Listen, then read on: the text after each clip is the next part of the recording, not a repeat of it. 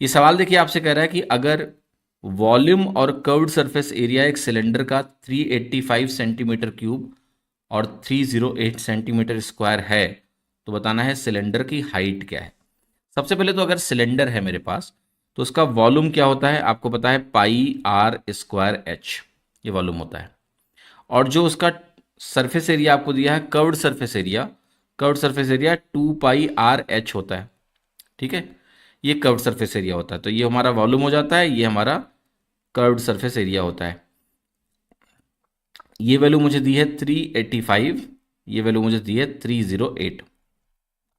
अगर मैं इन दोनों को डिवाइड कर लूँगा वॉल्यूम को कर्व्ड सरफेस एरिया से तो ये मिलेगा r/2, बाकी चीज़ें कट जाएंगी और r/2 की वैल्यू आपकी आ जाएगी 385 डिवाइडेड बाई 308। ठीक है, यहाँ से मैं r की वैल्यू अगर लिखना चाहूँ तो ये आपका हो जाएगा 385 इंटू 2 यानी 770 अपॉन 308। अब मामला है इसको भाई काटना पीटना है, तो आप काटोगे तो 154 दुना 308 होता है और 154 का ये 5 गुना है, तो 5/2 यानी रेडियस की वैल्यू 5/2 आ गई। हमें रेडियस निकालना नहीं था, हमें तो निकालना है हाइट। तो अगर मुझे हाइट निकालना है तो मैं किसी भी फॉर्मूले में जाऊंगा और मैं आर की वैल्यू रखूंगा और मुझे एच की वैल्यू मिल जाएगी, तो रख लेते हैं। तो ये मिलेगा 2 × 22/7, मतलब मैं इस कर्व्ड सरफेस एरिया में रख रहा हूँ।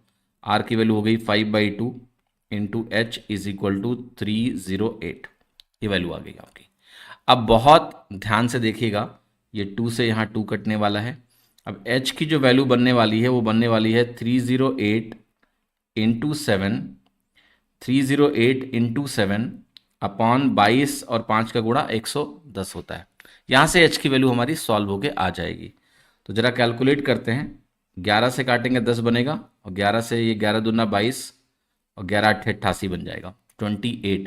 तो आंसर क्या हो गया 28 इंटू 7/10, मल्टीप्लाई कर लेते हैं, 7 8 56, 7 दूनी 14 5 19/10 हो गया, जो कि 19.6 सेंटीमीटर के बराबर आ जाएगा।